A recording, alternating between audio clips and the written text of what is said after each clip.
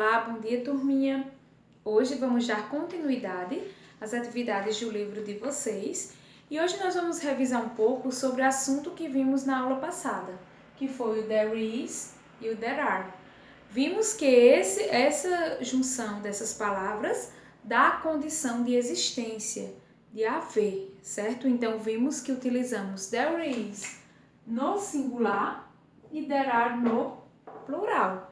Certo? Então, quando desejamos dizer que há algo ou alguém em algum lugar, nós utilizamos o there is ou there are, certo? De acordo com o singular e o plural. E a proposta de atividade para vocês é na folhinha, certo? Vocês irão observar essa imagem e completar as sentenças com there is e there are.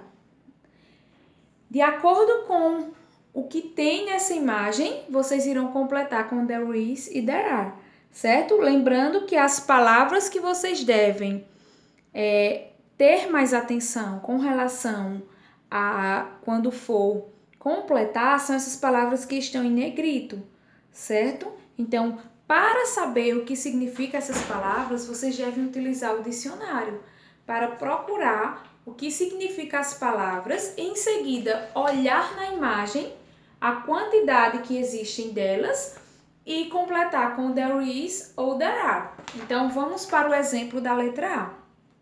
Tem assim, children playing ball. Então, e aí, vocês sabem o que é children? Não sei. Então, o que é que eu faço? Pego o meu dicionário e vou lá e procuro children. Quando eu procuro no meu dicionário, vejo que children são crianças. Então, vocês vão observar que as crianças jogando bola, existe mais de uma criança jogando bola. Então, eu completo com there are, pois está no plural, certo? Então, vocês observam bem o que está em negrito e vão procurar no dicionário e ver a quantidade de acordo com a imagem. E nós vamos falar um pouco sobre artigo definido e artigo indefinido. Agora eu vou mostrar para vocês. Então, sabemos que os artigos definidos e os artigos indefinidos em português, eles são o, a, os, as, uma, uns e umas. Na língua inglesa, eles são representados por esses três artigos, a, an e they, ok? Então, são sempre utilizados diante do substantivo. Então, eles vão sempre vir antes de um substantivo.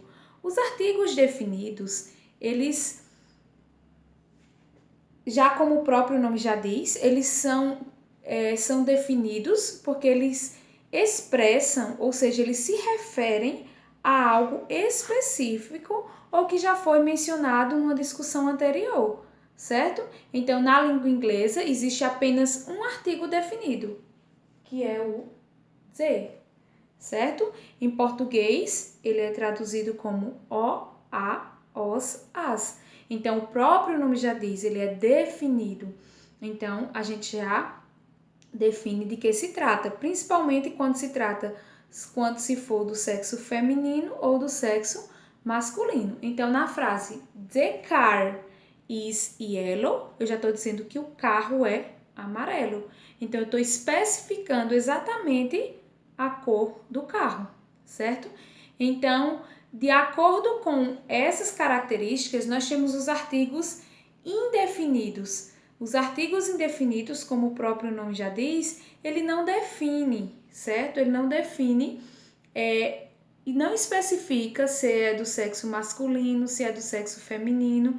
Então, ele é traduzido para o português como uma, uns e umas. Então, o artigo indefinido, ele não vai determinar o substantivo que estiver sendo acompanhado. Ou seja, os artigos definidos são a e an, e em português significa um ou uma. Então, nós utilizamos somente os artigos antes dos substantivos no singular e que sejam contáveis. Então, os artigos indefinidos, eles só são utilizados no singular e algo que seja contável, ok?